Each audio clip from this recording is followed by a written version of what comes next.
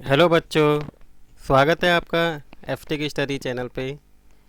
आज हम क्लास 6 का कॉमन एनुअल का जो फाइनल टर्म का जो क्वेश्चन पेपर हुआ है मॉर्निंग शिफ्ट में, इसे हम आज देखेंगे। तो आइए शुरू करते हैं। इस क्वेश्चन में सबसे पहले हम सेक्शन ए करते हैं, जिसमें क्या है, बहुविकल्पी प्रश्न है और एक क्वेश्चन 1 मार्क्स का है। तो सबसे पहला जो क्वेश्चन है वो देखते हैं कि उचित विकल्प की सहायता से हमें क्या करना है, इसमें रिक्त स्थान भरना है। समाज में स्त्री और पुरुष होने के आधार पर भेदभाव करना क्या कहलाता है? लैंगिक भेदभाव कहलाता है, जब हम स्त्री और पुरुष के आधार पर भेदभाव करते हैं। यदि इसमें जाति के आधार पर जो भेदभाव होता है इसे हम जातिगत भेदभाव कहते हैं, और धर्म के आधार पर जो भेदभाव होता है उसे धार्मिक भेदभाव कहते हैं, और क्षेत्र के आधार पर जो भेदभाव होता है उसे क्षेत्रीय भेदभाव कहते हैं। लेकिन यहाँ पे स्त्री और पुरुष होने के आधार पर भेदभाव हो रहा है, तो इस तरह के भेदभाव को क्या बोलेंगे, हम लैंगिक भेदभाव कहेंगे। तो इसका आंसर ए है। नेक्स्ट है, निम्नलिखित में से कौन सा शब्द भारतीय संविधान की उद्देशिका में वर्णित नहीं है? जो उद्देशिका में नहीं लिखा हुआ है, तो वो कौन सा शब्द है जिसके बारे में नहीं लिखा है? भेदभाव। निम्नलिखित में से किसकी नियुक्ति सरकार द्वारा की जाती है? सचिव की। नेक्स्ट क्वेश्चन है, निम्नलिखित में से कौन सा पंचायत का कार्य नहीं है? देश के लिए कानून निर्माण करने का काम तो पंचायत का नहीं है। पांचवा प्रश्न है, शहरी क्षेत्रों में सफाई व्यवस्था का उत्तरदायित्व किसका होता है? नगर निगम का होता है। सौरमंडल का सबसे छोटा ग्रह कौन सा है? बुध। उचित विकल्प की सहायता से इस क्वेश्चन में हमें क्या करना है? रिक्त स्थान भरना है। पृथ्वी डैश दिशा में चक्कर लगाती है? पश्चिम से पूर्व दिशा में चक्कर लगाती है। भारत की मानक यमुनांतर कितनी होती है? 82 डिग्री 30 पूर्व देशांतर होती है। पृथ्वी की 1 डिग्री देशांतर घूमने में कितना समय लगता है? 4 मिनट का समय लगता है। निम्नलिखित में से कौन सी पर्वतीय श्रृंखला भारत के उत्तर में अवस्थित है? वो कौन सी है? हिमालय। निम्नलिखित में से कौन सी नदी अरब सागर में गिरती है? तो वो कौन सी नदी जो अरब सागर में गिरती है? नर्मदा नदी। ठीक है। नेक्स्ट क्वेश्चन है, निम्नलिखित में से कौन सा महापाषाणिक पुरास्थल है? वो कौन सा है? ब्रह्मगिरी। हड़प्पा के लोग तांबे का आयात संभवतः निम्नलिखित में से किस आधुनिक राज्य के करते हैं? राजस्थान में। महात्मा बुद्ध ने अपना पहला उपदेश कहाँ पे दिया था? सारनाथ में दिया था। इसके बाद नेक्स्ट है, कलिंग युद्ध के उपरांत सम्राट अशोक ने किस धर्म को अपनाया था? बौद्ध धर्म को अपनाया था। तो ये था सेक्शन ए। हम अब सेक्शन खा करते हैं, जिसमें क्या है, अतिल अधूरी प्रश्न है। सेकंड क्वेश्चन का हम ए पार्ट देखते हैं। नगर निगम के आय के किन्हीं 2 स्रोतों का उल्लेख कीजिए।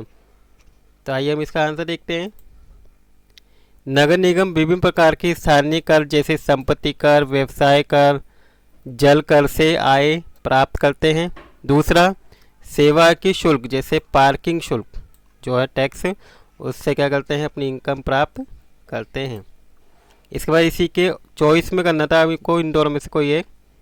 तो बी में क्वेश्चन पूछा गया है, निगम पार्षद के किन्हीं 2 कार्यों का उल्लेख कीजिए। तो निगम पार्षद के 2 कार्य क्या हैं? स्थानीय विकास योजनाओं का निर्माण और निगरानी, नागरिक की समस्याओं का समाधान।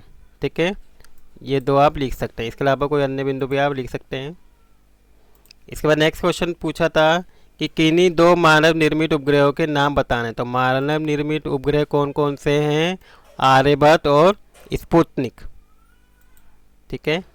नेक्स्ट क्वेश्चन है, इसी के चॉइस में पूछा करना था आपको कि शुद्ध ग्रह किन 2 ग्रह की कक्षा के मध्य पाए जाते हैं? जो शुद्ध ग्रह है वो मंगल और बृहस्पति ग्रह के बीच में पाए जाते हैं। इसके बाद नेक्स्ट क्वेश्चन है, लगभग 12,000 वर्ष पूर्व हुए जलवायु परिवर्तन में आखिर तक खाद्य संग्रह के जीवन को किस प्रकार प्रभावित किया गया है? तो इसके आंसर में क्या लिखना है आपको? इसके परिणाम स्वरूप कई क्षेत्र में घास वाले मैदान बनने लगे, नवीन स्थलों की खोज होने लगी, समुदायों के बीच संघर्ष होने लगा और मछली भोजन का एक प्रमुख स्रोत बन गया। इसके बाद क्वेश्चन नंबर 5 है, विनय पिटक से मिलने वाली किन्हीं दो जानकारियों का वर्णन कीजिए। तो विनय पिटक से हमें कौन कौन सी जानकारी मिलती है? विनय पिटक त्रिपिटक की 3 मुख्य ग्रंथों में से एक है और इससे हमें कौन कौन सी जानकारी मिलती है? भिक्षु और भिक्षुणी के नियम के बारे में पता चलता है और संघ के संगठन और संचालन के नियम के बारे में पता चलता है। इसके बाद हमारा खंड गा है, जिसमें क्या है, छठा क्वेश्चन है जिसका ए पार्ट में पूछा गया था, बौद्ध संघ में प्रवेश लेने वाले स्त्री और पुरुषों का जीवन कैसा होता है, इसके बारे में वर्णन करना है और 3 मार्क्स का आया था। तो आइए इसका आंसर देखते हैं। बौद्ध संघ में प्रवेश लेने वाले स्त्री व पुरुषों का जीवन अनुशासन और नियमों के तहत आधारित होता है। कैसे? सादा जीवन होता है इनका, आचार व्यवहार के कठोर नियम होते हैं इनके, ध्यान और साधना करनी होती है उन्हें और सामूहिक जीवन बिताते हैं ये। ठीक है। इसी के चॉइस में दूसरा क्वेश्चन आया था कि महात्मा बुद्ध के जीवन से संबंधित किन्हीं 3 घटनाओं के बारे में बताना है। तो 3 घटना क्या? उन्होंने गृह त्याग कर दिया था, ज्ञान की प्राप्ति हुई थी और उन्हें पहला उपदेश दिया था सारनाथ में, जो अभी ऊपर क्वेश्चन आया था। इसके बाद नेक्स्ट क्वेश्चन है कि राज्य और साम्राज्य किस प्रकार एक दूसरे से भिन्न है, वर्णन कीजिए। तो इसका आंसर देखते हैं।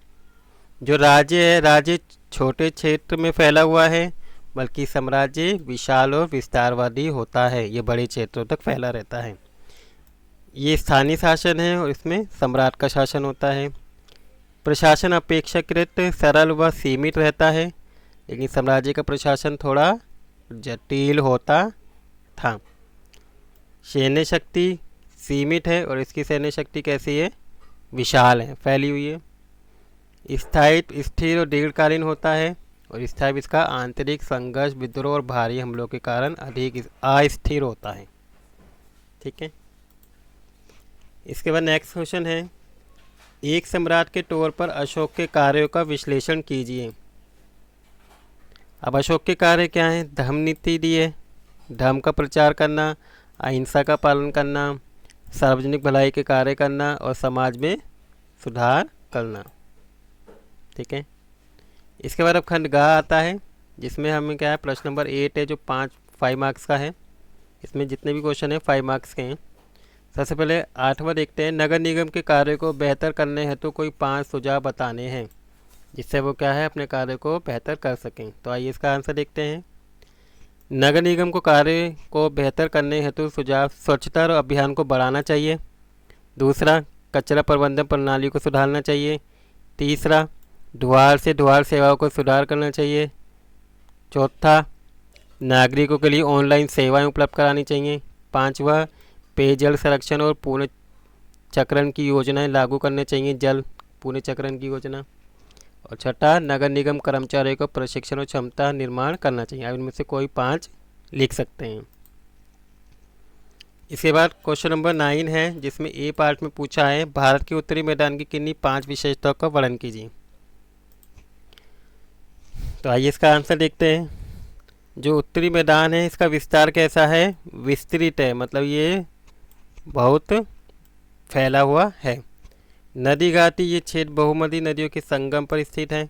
यहाँ की जो भूमि है वो उर्वरक है, कृषि प्रधान एरिया है, खनिज तथा जल संसाधन की प्रचुरता यहाँ पे अधिक पाई जाती है। तो आप ये 5 वो लिख सकते हैं।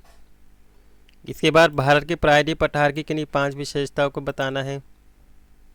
तो भारत की प्रायद्वीप पठार की विशेषताएं, ये पठार समुद्र तल से ऊंचे हैं, बेसाल चट्टानों से बने हुए हैं, इसे ढक्कन पठार भी कहते हैं और यहाँ पे जो काली मिट्टी पाई जाती है। और ये क्षेत्र खनिज जैसे कोयला, बॉक्साइट और लोहा इसके लिए प्रसिद्ध है। पश्चिमी घाट और पूर्वी घाट इसके भाग हैं और यह मुख्य रूप से ज्वार, बाजरा, गन्ना, धान की खेती होती है। तो आप इसके आंसर में ये लिख सकते हैं। इसके बाद आपका खंड आता है जो केस आधारित है। इसमें हमें पैसेज दिया हुआ, इस पैसेज को पढ़ के क्या है, इन क्वेश्चंस के आंसर देने हैं। तो आइए पहले पैसेज पढ़ते हैं हम। आफरीन मैं सिर्फ इतना कहना चाहती हूँ कि जब हम कुछ बनने का सपना देखते हैं तो उसे पूरा करने की पूरी कोशिश करनी चाहिए। आफरीन बोलती है कि अगर हम कोई सपना देखते हैं तो हमें उसे पूरा करने की इच्छा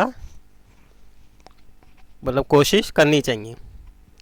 खुशनूर कहता है अगर ये लगता है कि हमें कुछ बनना है तो उसके लिए पहले खुलकर कहना चाहिए और अपनी इच्छा बतानी चाहिए। अगर ये नहीं किया तो बाद में पछताना होगा।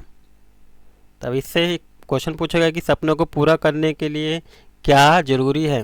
तो सपनों को यहाँ पे लिखा हुआ है, देखिए सपनों को देखने के से पूरा करने के लिए कोशिश ज़रूरी है। तो इसके आंसर में क्या लिख देंगे, कोशिश लिख देंगे। ठीक है, तो इसका आंसर क्या होगा, कोशिश होगा। नेक्स्ट है अपनी इच्छा को बताना क्यों आवश्यक है। तो अपनी इच्छा को बताना इसलिए आवश्यक है ताकि बाद में पछताना ना पड़े, पछतावे से बचने के लिए। नेक्स्ट है आफरीन और खुशनूर की बातों में क्या समानता है। तो दोनों के विचारों में समानता ये कि अगर सपनों को प्रयास और साहस के साथ पूरा करें। आफरीन सपनों को पूरा करने के लिए कोशिश पर जोर देती है और खुशनूर का मानना है कि पछतावे बचने के लिए सपनों को बताना ज़रूरी है, अगर पछतावे से बचने के लिए। तब 2 मार्क्स में आप यह आंसर लिख सकते हैं। इसके बाद नेक्स्ट है क्वेश्चन नंबर 11। इसमें भी हमें अनुच्छेद दिया हुआ है, इसको पढ़ के आंसर देने हैं। पृथ्वी पर कुछ भी उछालें तो वे वापस नीचे गिरता है। बॉल उछलकर वापस पकड़ पाते हो ना।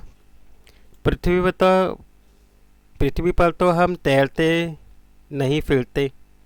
पानी रखते हैं तो गिलास में रहता है या बाल्टी में टिका रहता है। बुलबुले बनकर घूमता नहीं फिरता नहीं। ये कमाल पृथ्वी का ही है। पृथ्वी हर चीज़ को अपनी ओर क्या करती है, खींचती है। तो जब हम पृथ्वी से कुछ ऊपर फेंकते हैं तो क्या होता है, वो वस्तु नीचे की ओर आती है। ठीक है, तो वह वापस नीचे की ओर गिरती है। नेक्स्ट, पृथ्वी की क्या विशेषता है। पृथ्वी की ये विशेषता है कि अगर हम किसी भी वस्तु को ऊपर की ओर फेंकते हैं तो वो वापस नीचे की ओर आती है, यानी कि गुरुत्वाकर्षण बल के कारण। तब यहाँ पे गुरुत्वाकर्षण भी लिख सकते हैं या फिर आप लिख सकते हैं कि हम किसी भी वस्तु को जब ऊपर फेंकते हैं तो वो नीचे की ओर आती है। ये पृथ्वी की क्या है, विशेषता है।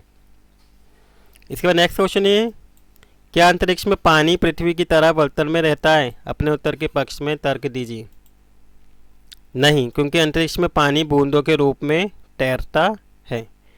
पृथ्वी पर गुरुत्वाकर्षण बल है जबकि अंतरिक्ष में गुरुत्वाकर्षण बल नहीं है। तो आप इसके आंसर में ये लिख सकते हैं। इसके बाद 12वां क्वेश्चन है। 12वें में भी क्या है, हमें अनुच्छेद दिया हुआ है, इसको पढ़ के आंसर देने हैं। तो आइए इस अनुच्छेद को पढ़ते हैं। आफरीन कहती है हाँ हम लड़कियां हैं इसलिए हमें मना किया जाता है कि मेरी दादी बहुत गुस्सा करती है, लेकिन हम तीनों बहनें फिर भी खेलने चली जाती हैं। दादी आज भी हमें डांटती हैं। हमारा सर को भी दादी का कहना है कि खेलने के लिए ठीक सामान चाहिए, ताकत के लिए दूध पीना पड़ेगा। इतने पैसे कहाँ से आएंगे, मगर डैडी हमारे मन की बात को समझते हैं। वे हमें खेलने के पैतरे भी सिखाते हैं। मेरे डैडी अपने बचपन में इसी ग्राउंड में खेला करते थे। उनके पास न खेलने के जूते थे न कोई ख़ास कपड़े। वे प्लास्टिक की बॉल से प्रैक्टिस करते थे। डैडी बताते हैं कि जब बच्चू खान ने उन्हें देखा तो सोचा ये लड़का कितना अच्छा खेलता है, इसे ठीक से सीखना चाहिए। उन्होंने मेरे डैडी को खेल के कपड़े और जूते दिए। मेरे डैडी बहुत अच्छे खिलाड़ी बन सकते थे, पर घर की जिम्मेदारी के कारण उन्हें ये सब छोड़कर काम करना पड़ा था। इसलिए वे चाहते थे कि हम बच्चे खेलें और अच्छे खिलाड़ी बने। ठीक है, तो ये पैसेज था। इसके क्वेश्चन देखते हैं। क्या आफरीन की दादी उसके खेल की समर्थक थी? नहीं। ठीक है, उसकी दादी उसके खेल की समर्थक नहीं थी। आफरीन के पिता उसकी किस प्रकार सहायता करते थे? इसके आंसर में लिखेंगे खेल के पैतरे सिखा के उसकी क्या करते थे, सहायता करते थे। इसका नेक्स्ट है, बच्चू खान ने आफरीन के पिता की सहायता किस प्रकार की? खेल के कपड़े और जूते देके और खेल के पैतरे सिखा के। इस तरह से बच्चू खान ने आफरीन के पिता की सहायता की थी। इसके बाद प्रश्न नंबर 13 है। इसमें भी हमें अनुच्छेद दिया है, इस अनुच्छेद को पढ़ते हैं। पाटलिपुत्र ये एक विशाल और खूबसूरत जगह है। ये एक विशाल प्राचीन से घिरा हुआ है जिसमें 540 बोल, 64 द्वार, 2 और 3 मंजिल वाले घर लकड़ी और कच्ची ईंटों से बने हैं। राजा का महल भी काठ से है जिसे पत्थर की नक्काशी से अलंकृत किया गया है। ये चारों तरफ से क्या है, उद्यान और चिड़िया के बने बांसुरों से घिरा हुआ है। अब आसमान में कितने बुर्ज और द्वार हैं, तो ये लिखा हुआ है आसमान में 540 और 64 बुर्ज और द्वार है। तो आप इसके आंसर में ये लिख सकते हैं। अनुच्छेद के अनुसार शहर के चारों ओर क्या है, ठीक है, तो इसका आंसर देखते हैं। एक विशाल प्राचीर दीवार है, तो इसके आंसर में हम ये लिख देंगे, जैसे ये लिखा हुआ है एक विशाल प्राचीर से घिरा हुआ है। शहर की दीवार और उनके निर्माण में किस प्रकार की रणनीति और सामग्री का उपयोग किया गया है, यह भी हमने पढ़ा। निर्माण की तकनीक और वास्तुकला का यूज़ किया गया है, ठीक है। इसके बाद नेक्स्ट खंड 4 है जिसमें मानचित्र आया था, आपके मैप आए थे, ये इसको फिल करना, मैप को भरना था। सबसे पहले हमें धोलावीरा, कालीबंगा, तेलंगाना, केरल, असम और गुजरात को फिल करना था। इसमें कोई आपको 5 करने थे। तो आइए लोकेशन देखते हैं मैप में। अगर आप देखेंगे तो ये हमारा कालीबंगन है, ये धोलावीरा है, ठीक है, धोलावीरा। यहाँ पे गुजरात है, ये छोटा सा असम है, ठीक है। और नीचे की साइड हमें क्या दिया है, यहाँ पे बीच में तेलंगाना, और इधर की साइड जो ये एरिया है ये केरल, ठीक है। ये मैंने आपको जूम करके दिखाया है ताकि आपको अच्छे से समझ में आए। इसके बाद नेक्स्ट क्वेश्चन है जो दृष्टिबाधित विद्यार्थियों के लिए दिया था, तो इनके भी आंसर देख लेते हैं। भारत के उस राज्य केंद्र शासित प्रदेश का नाम बताओ जहां धोलावीरा स्थित है। तो धोलावीरा कहां पर है, आपका धोलावीरा गुजरात में स्थित है। भारत के उस राज्य केंद्र शासित प्रदेश का नाम बताइए जहां कालीबंगा स्थित है। तो कालीबंगा कहां पर है, राजस्थान में। तेलंगाना की राजधानी क्या है, तेलंगाना की राजधानी हैदराबाद है। नेक्स्ट है केरल की राजधानी क्या है, केरल की राजधानी तिरुवनंतपुरम है। नेक्स्ट है असम की राजधानी क्या है, असम की राजधानी दिसपुर है। नेक्स्ट है गुजरात की राजधानी क्या है, गुजरात की राजधानी गांधीनगर है, ठीक है। तो इस तरह से ये पूरा क्वेश्चन पेपर आया था मॉर्निंग शिफ्ट में, जिसको मैंने आपको पूरा कंप्लीट सॉल्व करा दिया है। आई होप आपको वीडियो अच्छी लगी होगी और सारे क्वेश्चन समझ में आए होंगे कि किस क्वेश्चन का आंसर हमें किस तरीके से लिखना था। अगर आपको वीडियो अच्छी लगी है तो please like the video and share the video, और अगर आप मेरे चैनल पर नए हैं तो please subscribe the channel. Thank you for watching video.